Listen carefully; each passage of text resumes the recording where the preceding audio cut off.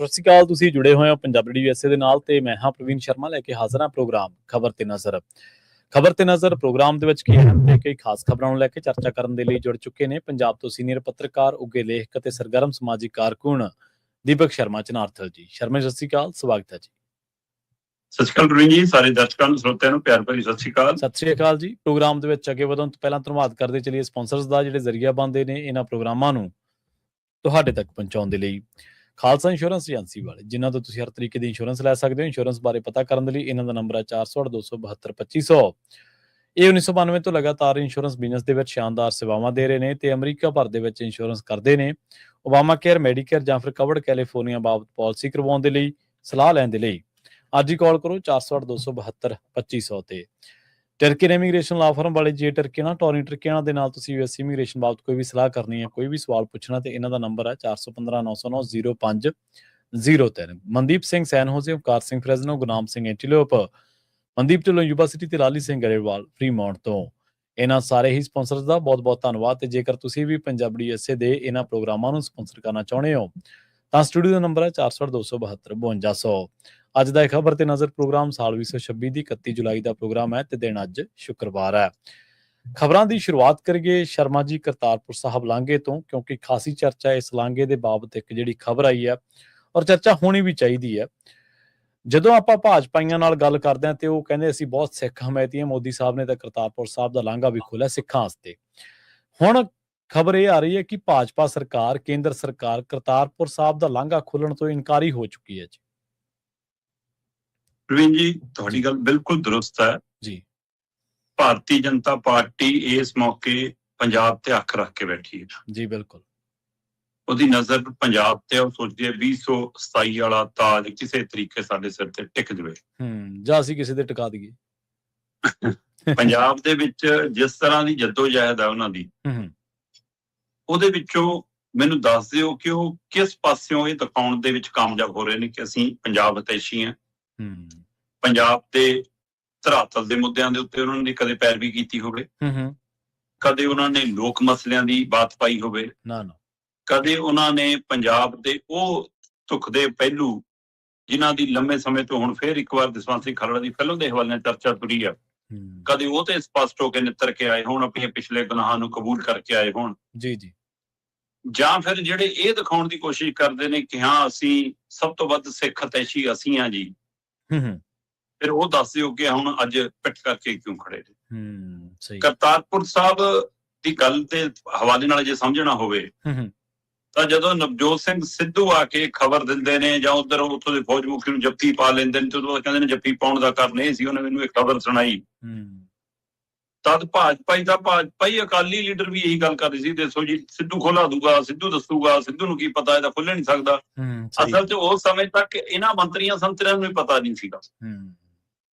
ਸਿੱਧੂ ਨੂੰ ਸਵਾਲ ਕਰਨ ਵਾਲਿਆਂ 'ਚ ਬੀਬੀ ਹਰਸਿਮਰਤ ਕੌਰ ਬਾਦਲ ਵੀ ਸੀ। ਹਾਂਜੀ ਸੀਗੇ ਬਿਲਕੁਲ। ਤੇ ਅੱਜ ਉਹੀ ਬੀਬੀ ਹਰਸਿਮਰਤ ਕੌਰ ਬਾਦਲ ਭਾਰਤੀ ਸੰਸਦ 'ਚ ਲੋਕ ਸਭਾ 'ਚ ਖੜ ਕੇ ਕਰਤਾਰਪੁਰ ਸਾਹਿਬ ਲਾਂਘਾ ਖੋਲ੍ਹਣ ਦੀ ਮੰਗ ਕਰ ਰਹੀ ਸੀ। ਦੇਖ ਲਓ ਸਮਾਂ। ਇਹ ਪਰਿਵਰਤਨ ਕਾਹਦਾ? ਸਹੀ ਹੈ। ਸਵਾਲ ਤਾਂ ਇਹ ਅਸਲ 'ਚ ਕੀ ਹੈ ਕਿ ਬੀਜੇਪੀ ਨੇ ਕਰਨਾ ਕੀ ਹੁੰਦਾ ਉਹ ਦੱਸਦੀ ਨਹੀਂ ਜੀ ਆਪਣੇ ਨਾਲ ਦੇ ਸਾਥੀਆਂ ਨੂੰ। ਸਹੀ ਹੈ ਬਿਲਕੁਲ। ਹੁਣ ਅੱਜ ਅਕਾਲੀ ਦਲ ਦੀ ਮਜਬੂਰੀ ਹੈ ਕਿ ਉਹ ਆਪਣੇ ਆਪ ਨੂੰ ਪੰਜਾਬ ਸਿੱਖ ਹਿਤੈਸ਼ੀ ਦਿਖਾਉਣਾ ਚਾਹੁੰਦਾ। ਜੀ। ਉਸ ਸਮੇਂ ਉਹ ਜੋ ਬੀਜੇਪੀ ਕਹਿੰਦੀ ਸੀ ਉਹ ਬੋਲਦੇ ਸੀ, ਉਹਦਾ ਦਿਨ ਖੇਤੀ ਕਾਨੂੰਨ ਨੂੰ ਵੀ ਚੰਗਾ ਬੋਲਦੇ ਸੀ। ਤਾਂ ਉਸ ਸਮੇਂ ਤੱਕ ਉਹ ਤਾਂ ਮਜਬੂਰੀ ਸੀ ਕਿ ਲੋਕਾਂ ਨੇ ਛਡਾਤੀ, ਉਹ ਗੱਠਜੋੜ ਤੜਾਤਾ, ਨਹੀਂ ਤਾਂ ਅੱਜ ਵੀ ਉੱਥੇ ਹੁੰਦੇ। ਚਲੋ ਹੁਣ ਅੱਜ ਕਹਿੰਦੇ ਵੀ ਇਹ ਸੁਰੱਖਿਆ ਦਾ ਮਸਲਾ, ਇਸ ਲਈ ਲਾਂਘਾ ਨਹੀਂ ਖੋਲ ਸਕਦੇ। ਕਮਾਲ ਹੈ ਜੀ। ਮੁਦਰਾ ਪੋਰਟ ਤੋਂ ਕਾਰੋਬਾਰ ਚੱਲ ਸਕਦਾ ਪਾਕਿਸਤਾਨ ਨਾਲ। ਸਹੀ ਹੈ। ਉੱਥੋਂ ਕਰੋੜਾਂ ਦਾ ਕਾਰੋਬਾਰ ਦੇ ਨਾਲ ਨਾਲ ਮਤਲਬ ਚਿੱਟੇ ਦੀ ਖੇਪ ਆ ਸਕਦੀ ਹੈ। ਸਹੀ ਹੈ ਬਿਲਕੁਲ ਜੀ। ਥੋੜੀ ਫੜ ਲਓ, ਬਾਕੀ ਲੰਘਾ ਦਿਓ, ਉਹ ਪ੍ਰਕਿਰਿਆ ਜਾਰੀ ਹੈ। ਬਿਲਕੁਲ ਜੀ। ਆਦਾਨ ਪ੍ਰਦਾਨ ਸ਼ੁਰੂ ਹੈ। ਇੱਥੋਂ ਤੱਕ ਕਿ ਧਾਰਮਿਕ ਜਥੇ ਭੇਜੇ ਨੇ ਹਾਲ ਹੀ 'ਚ।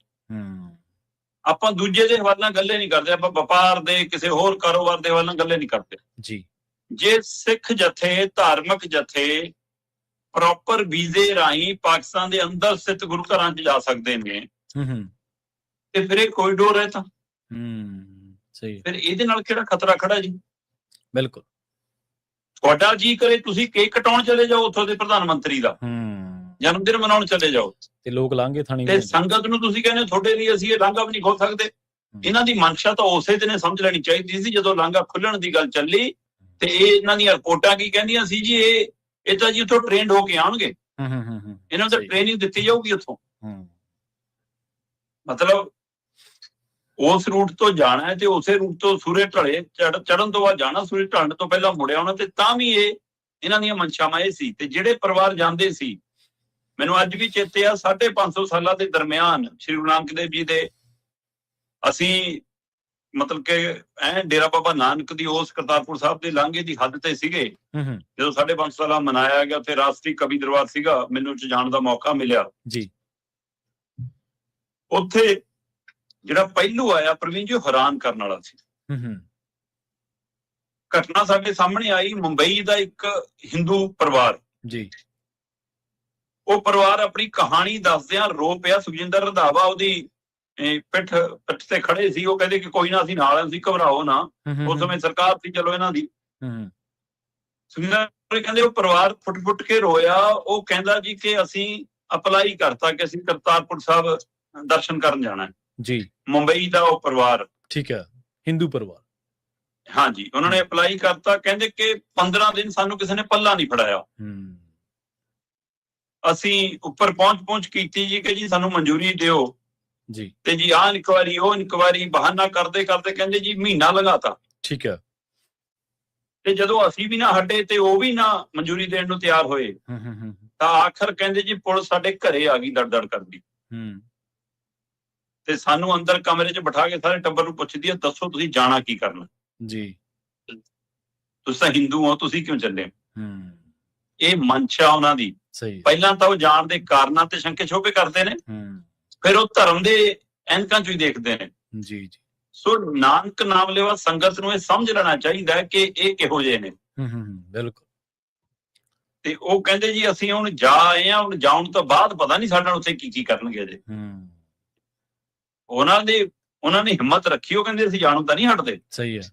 ਮੈਨੂੰ ਅੱਜ ਵੀ ਯਾਦ ਹੈ ਦਿੱਲੀ ਦੇ ਵਿੱਚ ਜਦੋਂ 551ਵਾਂ ਪ੍ਰਕਾਸ਼ ਦਿਹਾੜਾ ਸੀ, ਜਦ ਪ੍ਰਦਰਸ਼ਨ ਚੱਲ ਰਿਹਾ ਸੀ 3 ਖੇਤੀ ਕਾਨੂੰਨਾਂ ਨੂੰ ਲੈ ਕੇ, ਸ਼ੁਰੂ ਹੋਇਆ ਸੀ ਜੇ ਉਹਨਾਂ ਦਿਨਾਂ ਦੀ ਉਹ ਗੱਲ ਹੈ, ਨਵੰਬਰ ਦੇ ਵਿੱਚ। ਤੇ ਇੱਧਰ ਭੋਗ ਪਾਏ ਗਏ, ਦੇਗ ਬਣਾਈ ਗਈ, ਪ੍ਰਸ਼ਾਦ ਬਣਾਇਆ ਗਿਆ, ਤੇ ਉਧਰ ਪੁਲਿਸ ਬੈਰੀਕੇਡ ਸੀ, ਪ੍ਰਸ਼ਾਦ ਲੈਣਾ ਇਨਕਾਰ ਕਰ ਰਹੀ ਸੀ ਪੁਲਿਸ। ਸਹੀ ਹੈ, ਇੰਨਾ ਦਬਾਅ। ਤੇ ਅਸੀਂ ਬੈਰੀਕੇਡ ਟੱਪੇ ਤੇ ਉਹਨੂੰ ਪੁੱਛਿਆ ਸੀ, ਦੱਸੋ, ਕਹਿੰਦੇ ਜੀ ਮਨਜ਼ੂਰੀ ਲੈਣੀ ਪਊਗੀ। ਮੈਂ ਕਿਹਾ ਗੁਰਦੁਆਰੇ ਮੰਦਿਰ ਰੱਬ ਦੇ ਘਰ ਜਾਣ ਲੱਗੇ ਮਨਜ਼ੂਰੀ ਲੈਣੇ ਉਹਨੇ। ਸਹੀ ਹੈ।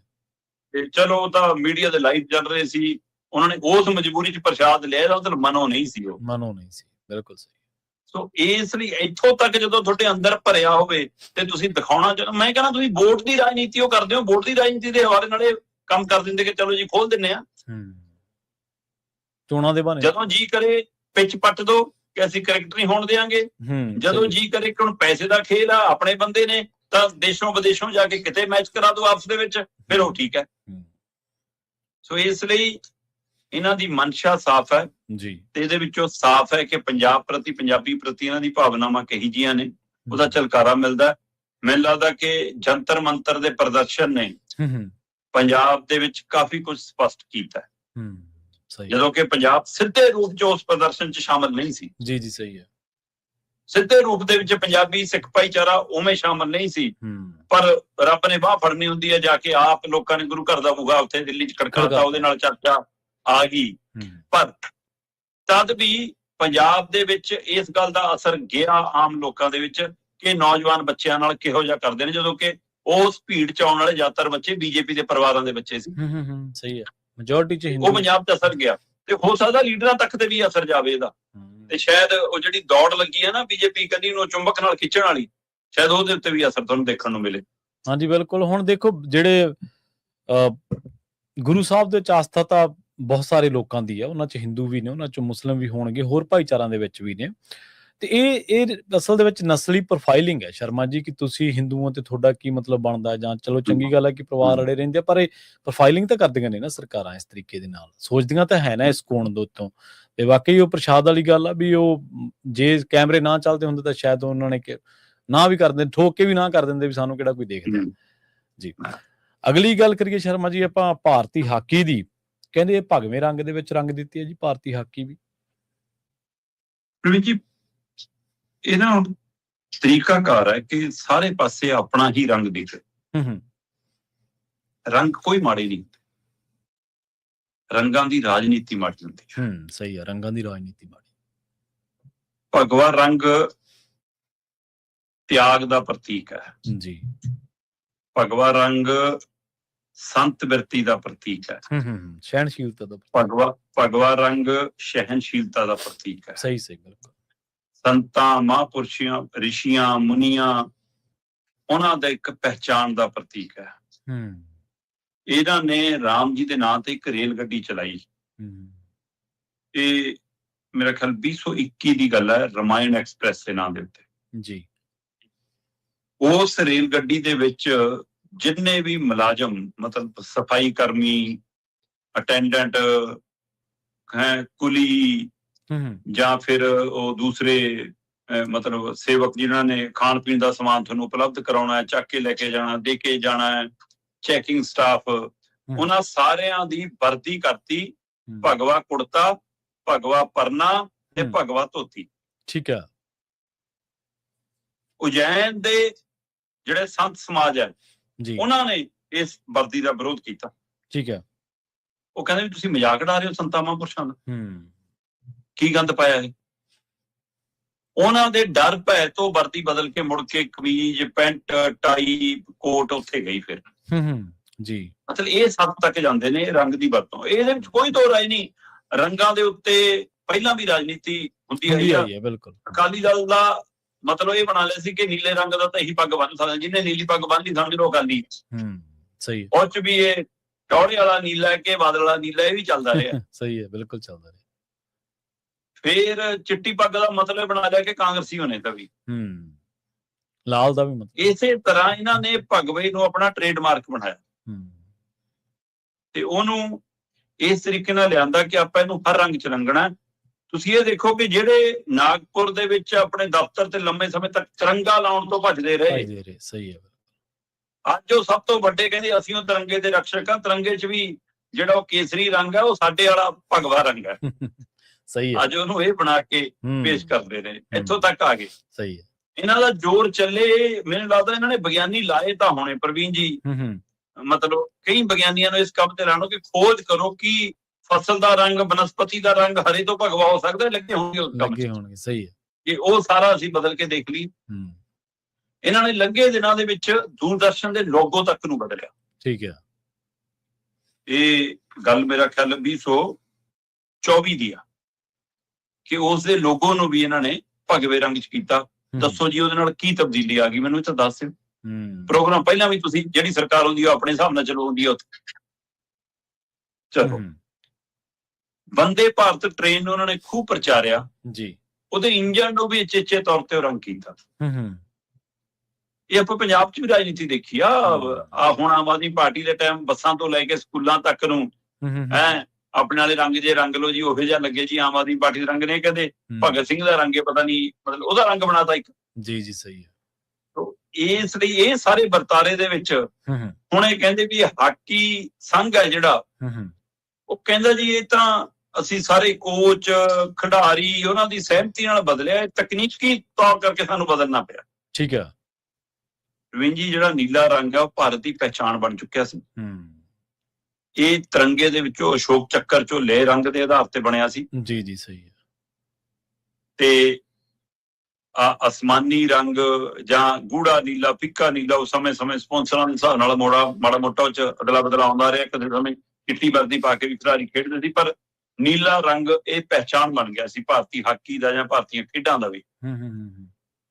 ਇਹ ਕਹਿੰਦੇ ਵੀ ਨਹੀਂ, ਹੁਣ ਅਸੀਂ ਆਹ ਵਰਲਡ ਕੱਪ ਜਿਹੜਾ 2026 ਵਾਲਾ ਖੇਡਣਾ ਭਾਰਤੀ ਟੀਮ, ਉਹ ਇਸ ਰੰਗ ਦੇ ਭਗਵੇ ਰੰਗ ਦੇ ਡਰੈਸ ਪਾ ਕੇ, ਮੁੰਡਿਆਂ ਦੀ ਟੀਮ ਵੀ ਕੁੜੀਆਂ ਦੀ ਟੀਮ। ਸਾਬਕਾ ਕਪਤਾਨਾਂ ਨੇ ਇਸ ਗੱਲ ਦਾ ਵਿਰੋਧ ਕੀਤਾ। ਕਿੰਨੇ ਸੂਬਿਆਂ ਨੇ ਇਸ ਗੱਲ ਦਾ ਵਿਰੋਧ ਕੀਤਾ ਕਿ ਇੰਜ ਨਾ ਕਰੋ। ਤੁਸੀਂ ਇਤਿਹਾਸ 'ਚ ਵੀ, ਸਿੱਖਿਆ 'ਚ ਵੀ, ਤੰਤਰ 'ਚ ਵੀ, ਯੂਨੀਵਰਸਿਟੀਆਂ ਦੇ ਮੁਖੀਆਂ 'ਚ ਵੀ ਤੇ ਹੁਣ ਖੇਡਾਂ 'ਚ ਵੀ ਇਹ ਰੰਗ ਜਦੋਂ ਇਸ ਰੰਗ ਤਰੀਕੇ ਨਾਲ ਚੜਾਉਂਗੇ ਤਾਂ ਇਹਦਾ ਵਰਗੀਕਰਨ ਹੁੰਦਾ, ਇਹਦੇ ਨਾਲ ਵੰਡ ਹੁੰਦੀ ਹੈ, ਇਹ ਗੰਦੀ ਰਾਜਨੀਤੀ ਹੈ। ਜੀ ਜੀ, ਪਰ ਨਹੀਂ, ਉਹ ਕਹਿੰਦੇ ਜੀ ਇਸ ਤਰ੍ਹਾਂ ਕਰਕੇ ਰਹਿਣਾ। ਹੁਣ ਕੀ ਇਹ ਫੈਸਲਾ ਹਾਕੀ ਸੰਘ ਨੇ ਲਿਆ? ਸਹੀ ਹੈ। ਕੀ ਇਹ ਫੈਸਲਾ ਖੇਡ ਮੰਤਰਾਲੇ ਨੇ ਲਿਆ? ਕੀ ਇਹ ਫੈਸਲਾ ਪੀਐਮਓ ਹਾਊਸ ਨੇ ਲਿਆ, ਪ੍ਰਧਾਨ ਮੰਤਰੀ ਮੋਦੀ ਅਮਿਤ ਸ਼ਾਹ ਨੇ ਲਿਆ? ਜੀ ਜੀ। ਜਾਂ ਇਹ ਫੈਸਲਾ ਨਾਗਪੁਰ ਤੋਂ ਹੋਇਆ? ਬਿਲਕੁਲ। ਤੋ ਅਜਿਹੇ ਫੈਸਲੇ ਉੱਥੋਂ ਹੋ ਰਹੇ ਨੇ।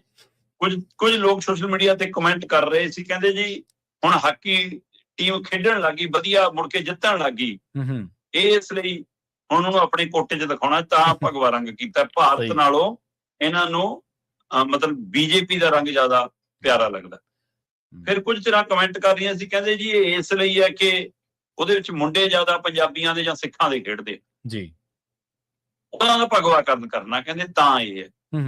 ਤੇ ਕੁਝ ਤੰਜ ਕੱਸ ਰਹੇ ਸੀ, ਕਹਿੰਦੇ ਕਿ ਬਈ ਫਰਕ ਕਿਵੇਂ ਕਰਾਂਗੇ ਕਿ ਕਾਬੜੀਏ ਖੇਡ ਰਹੇ ਨੇ ਕਿ ਭਾਰਤੀ ਹਾਕੀ ਟੀਮ ਖੇਡ ਰਹੀ ਹੈ। ਮਤਲਬ ਤੁਹਾਨੂੰ ਕਿੱਥੋਂ ਤੱਕ ਸੁਣਨਾ ਪੈ ਰਿਹਾ? ਇਹਨਾਂ ਦਿਨਾਂ ਚੋਂ ਕਾਬੜੀਆਂ ਦਾ ਮੇਲਾ ਚੱਲਦਾ, ਸ਼ਰਧਾਲੂ ਜਾਂਦੇ ਨੇ, ਸੋ ਉਸ ਤਰੀਕੇ ਨਾਲ ਮਤਲਬ ਕਿ ਇਹ ਤੰਜ ਵੀ ਇੱਥੋਂ ਤੱਕ ਕੱਸੇ ਜਾ ਰਹੇ ਨੇ। ਸੋ ਪਰ ਉਹਦੇ ਬਾਵਜੂਦ ਜਦੋਂ ਸਰਕਾਰਾਂ ਕੁਝ ਤੈਅ ਕਰ ਲੈਣ ਆਪਣੀ ਤਾਕਤ ਦੇ ਹਵਾਲੇ ਨਾਲ, ਫਿਰ ਉਹ ਤਾਕਤ ਦੀ ਅੰਨੀ ਹੋਇਆਂ ਨੂੰ ਲੋਕ ਮਸਲਿਆਂ ਦੀ, ਲੋਕ ਭਾਵਨਾਵਾਂ ਦੀ ਕਦੇ ਕਦਰ ਨਹੀਂ ਹੁੰਦੀ। ਇਹ ਧੱਕੇ ਨਾਲ ਕੀਤਾ ਫੈਸਲਾ ਜਿਹੜਾ ਸਵਾਲਾਂ ਦੇ ਘੇਰੇ 'ਚ ਰਹੂਗਾ। ਜੀ ਬਿਲਕੁਲ। ਨਾਲੇ ਤੁਸੀਂ ਜਦੋਂ ਦੱਸ ਰਹੇ ਸੀ ਨਾ, ਅਸਲ ਦੇ ਵਿੱਚ ਕ੍ਰੈਡਿਟ, ਕਿਸੇ ਦਾ ਕ੍ਰੈਡਿਟ ਆਪਦੇ ਵਾਲੇ ਪਾਸੇ ਕਰਨ 'ਚ ਤਾਂ ਇਹ ਬਹੁਤ ਮਾਹਰ ਨੇ, ਉਹਦੇ 'ਚ ਤਾਂ ਡਾਕਟਰੇਟ ਕੀਤੀ ਹੋਈ ਹੈ ਇਹਨਾਂ ਨੇ।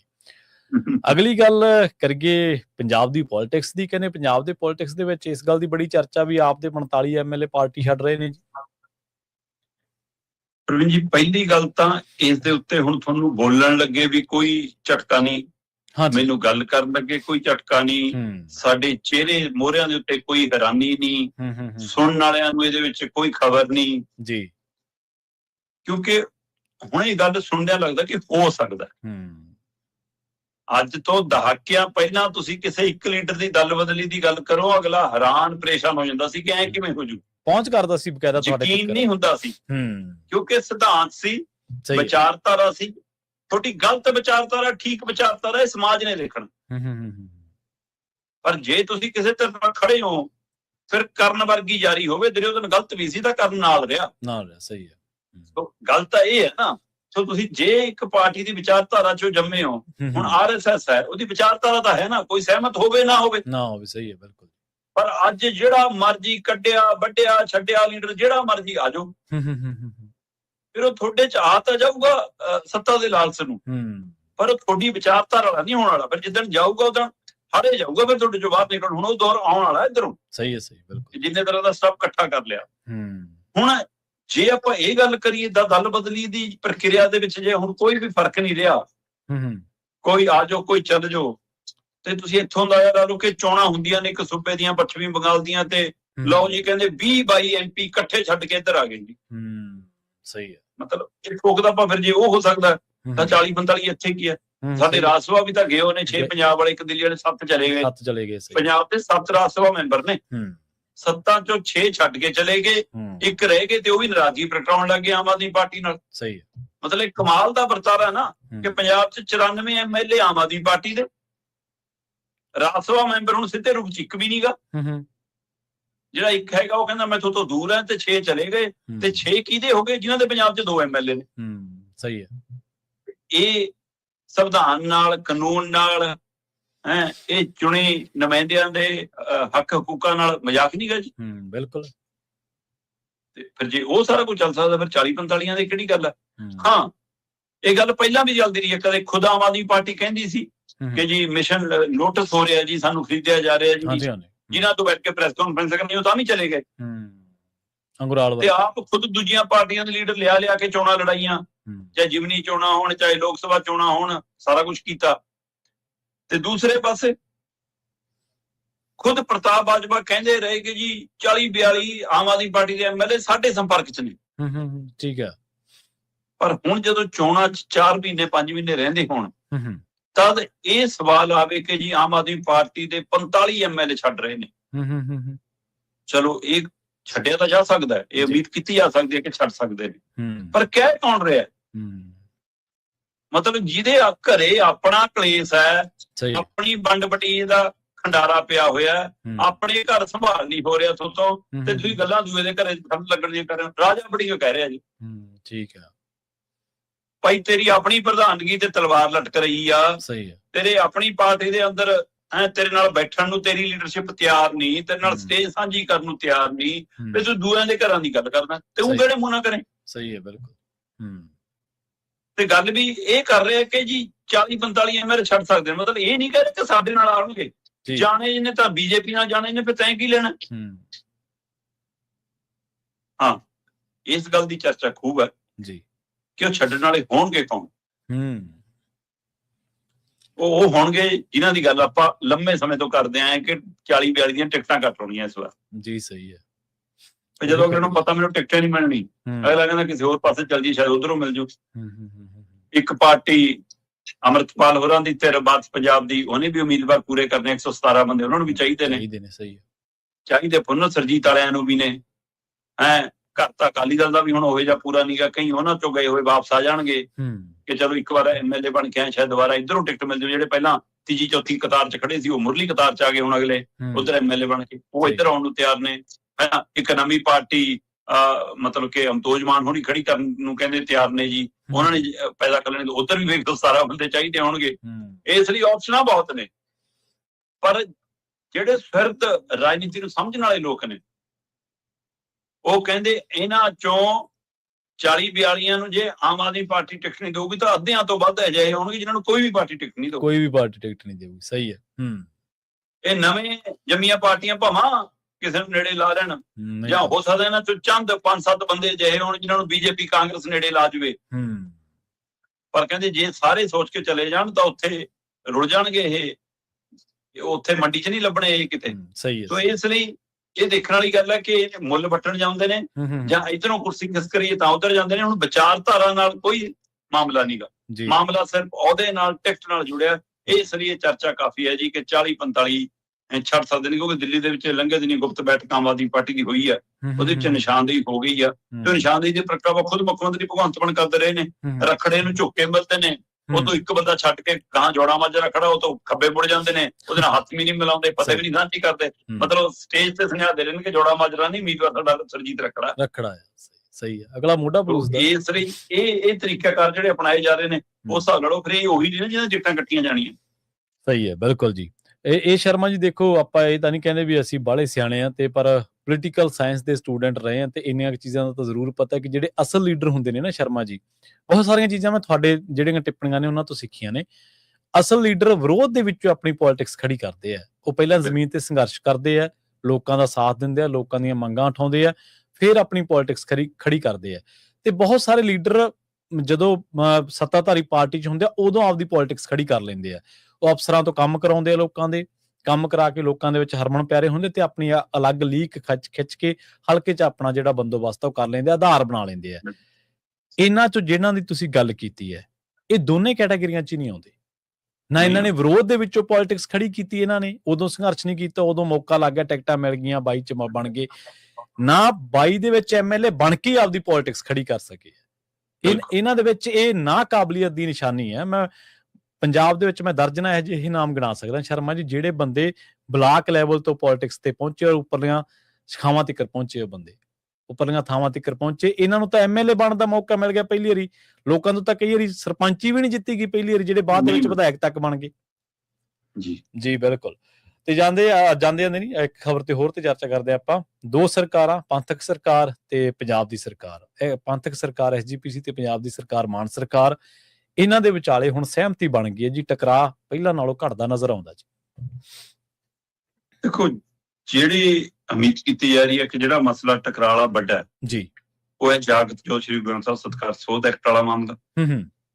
ਜਿਹੜਾ ਮਾਮਲਾ ਟਕਰਾਅ ਵਾਲਾ ਵੱਡਾ ਹੈ ਉਹ ਹੈ ਮੁੱਖ ਮੰਤਰੀ ਭਗਵੰਤ ਮਾਨ ਨਾਲ ਸੰਬੰਧਿਤ ਵੀਡੀਓ ਵਾਲਾ ਮਾਮਲਾ, ਜਿਹਦੀਆਂ ਲੈਬ ਰਿਪੋਰਟਾਂ ਦੇ ਹਵਾਲੇ ਇੱਕ FIR ਵੀ ਹੋ ਚੁੱਕੀ ਹੈ।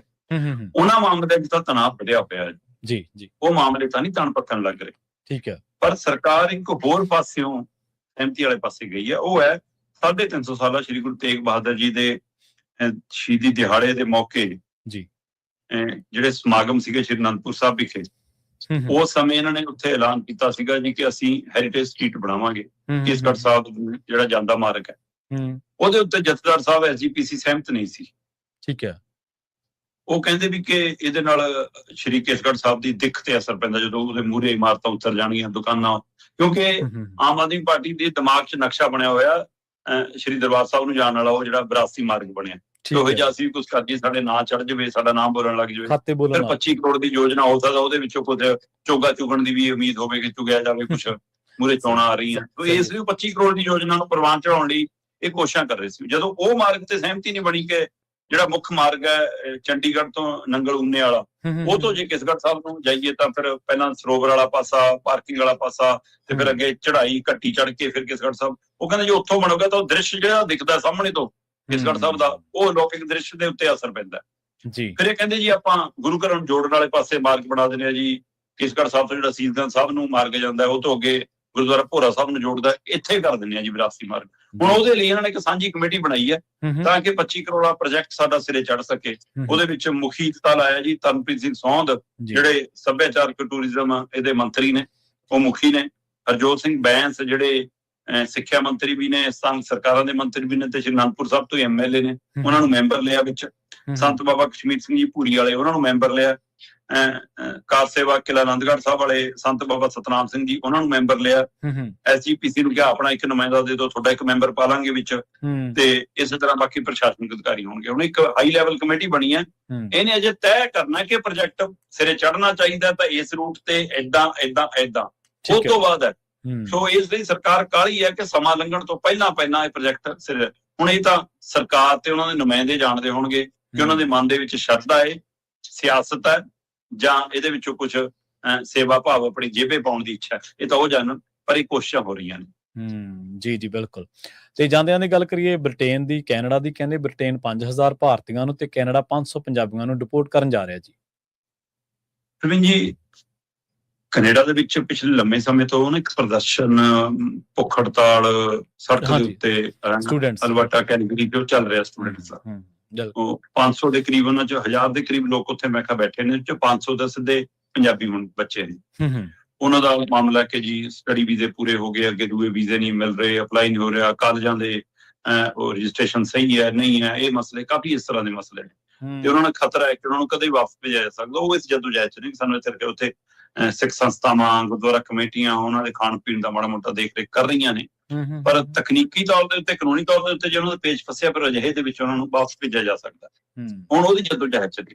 ਦੂਸਰਾ ਮਾਮਲਾ ਆਪਾਂ ਅਮਰੀਕਾ ਦਾ ਮਾਮਲਾ ਤਾਂ ਲਗਾਤਾਰ ਸਾਹਮਣੇ ਆਉਂਦਾ ਰਿਹਾ। ਖੁਦ ਸਾਡੇ ਵਿਦੇਸ਼ ਮੰਤਰੀ ਨੇ ਮੰਨਿਆ ਕਿ 448 ਤੋਂ ਵੱਧ ਹੁਣ ਤੱਕ ਡਿਪੋਰਟ ਹੋ ਕੇ ਆ ਲਏ ਜੀ ਸਾਡੇ ਜਹਾਜ਼ ਭਰ ਕੇ ਜਦੋਂ ਆਏ ਸੀ ਤਦ ਵੀ ਗੱਲਾਂ ਹੋਈਆਂ ਸੀ, ਬੇੜੀਆਂ ਲਾ ਕੇ, ਹਥਕੜੀਆਂ ਲਾ ਕੇ ਜੀ, ਤੇ ਅਜੇ ਵੀ ਉਧਰ ਖਤਰਾ ਖੜਾ ਹੈ ਕਿ ਪਤਾ ਨਹੀਂ ਅਮਰੀਕਾ ਵੱਲੋਂ ਕਦੋਂ ਕਿਹੋ ਜਿਹਾ ਫੈਸਲਾ ਆ ਜਾਂਦਾ।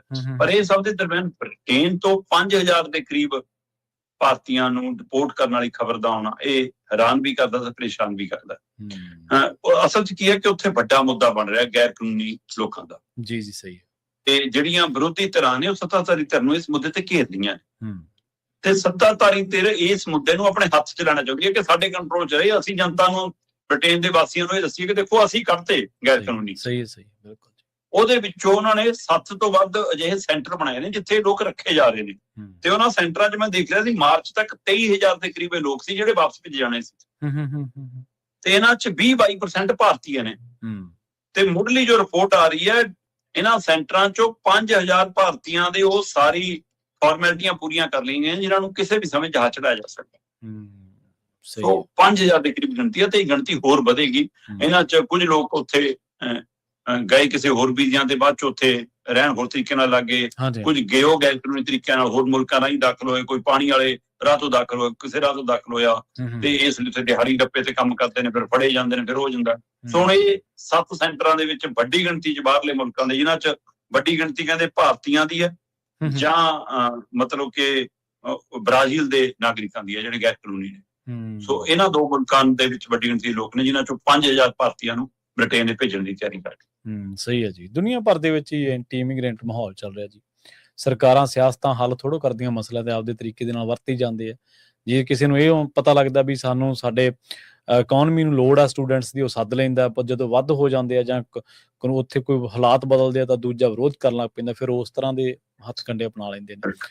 ਸ਼ਰਮਾ ਜੀ, ਇਹਨਾਂ ਖਾਸ ਖਬਰਾਂ ਤੇ ਖਾਸ ਜਾਣਕਾਰੀਆਂ ਦੇ ਲਈ ਤੁਹਾਡਾ ਬਹੁਤ ਧੰਨਵਾਦ ਜੀ। ਸਤਿ ਸ਼੍ਰੀ ਅਕਾਲ। ਸਤਿ ਸ਼੍ਰੀ ਅਕਾਲ ਜੀ। ਪ੍ਰੋਗਰਾਮ ਖਬਰ ਤੇ ਨਜ਼ਰ ਨੂੰ ਆਪਾਂ ਇੱਥੇ ਹੀ ਸਮਾਪਤ ਕਰਾਂਗੇ, ਸਮਾਂ ਇਜਾਜ਼ਤ ਨਹੀਂ ਦਿੰਦਾ। ਤੁਹਾਡਾ ਸਾਰਿਆਂ ਦਾ ਬਹੁਤ ਧੰਨਵਾਦ। ਇਸੇ ਤਰ੍ਹਾਂ ਜੁੜੇ ਰਹੋ ਪੰਜਾਬੀ DSA ਦੇ ਨਾਲ। ਜਾਂਦੇ ਇੱਕ ਜਿਹੜੀ ਜਾਣਕਾਰੀ ਆ ਉਹ ਤੁਹਾਡੇ ਨਾਲ ਸਾਂਝਾ ਕਰਦੇ ਚੱਲੀਏ ਕਿ ਆਉਣ ਵਾਲੇ ਅਗਲੇ ਹਫ਼ਤੇ ਦੇ ਵਿੱਚ 3 ਤੋਂ ਲੈ ਕੇ 8 ਅਗਸਤ ਤੱਕ ਇੱਕ ਆਰਟ ਕੈਂਪ ਹੈ ਜਿਹੜਾ ਪੰਜਾਬੀ USA ਤੇ ਪੰਜਾਬੀ ਕਲਚਰ ਸੈਂਟਰ ਦੇ ਸਹਿਯੋਗ ਦੇ ਨਾਲ ਕਰਵਾਇਆ ਜਾ ਰਿਹਾ ਹੈ ਫ੍ਰੈਜ਼ਨੋ ਸਟੂਡੀਓ ਵਿਖੇ 2125 ਨਾਰਥ ਬਾਟਨ ਐਵਨਿਊ ਫ੍ਰੈਜ਼ਨੋ ਵਿਖੇ। 5 ਤੋਂ ਲੈ ਕੇ 18 ਸਾਲ ਦੇ ਜਿਹੜੇ ਬੱਚੇ ਨੇ ਇਹਦੇ ਵਿੱਚ ਪਾਰਟਿਸਿਪੇਟ ਕਰ ਸਕਦੇ ਨੇ। ਕੈਨੇਡਾ ਤੋਂ ਉੱਘੇ ਕਲਾ ਅਧਿਆਪਕ ਤੇ ਬਹੁਤ ਹੀ ਮਾਹਰ ਪੇਂਟਿੰਗਸ ਦੇ ਅਧਿਆਪਕ ਪਰਮ ਸਿੰਘ ਜੀ ਇਸ ਜੋ ਆਰਟ ਕੈਂਪ ਹੈ ਇਹਦੇ ਵਿੱਚ ਜਵਾਕਾਂ ਨੂੰ ਸਿਖਲਾਈ ਦੇਣਗੇ, ਦੱਸਣਗੇ ਤੇ ਤੁਸੀਂ ਇਸ ਆਰਟ ਕੈਂਪ ਦੇ ਵਿੱਚ ਬੱਚਿਆਂ ਨੂੰ ਜਿਹੜਾ ਹਿੱਸਾ ਜ਼ਰੂਰ ਬਣਾਓ। ਹੋਰ ਜਾਣਕਾਰੀ ਦੇ ਲਈ ਕਾਲ ਕਰੋ 408 272 5200 ਦੇ ਉੱਤੇ, 408 722 7698 ਦੇ ਉੱਤੇ। ਬਹੁਤ ਧੰਨਵਾਦ। ਸਤਿ ਸ਼੍ਰੀ ਅਕਾਲ।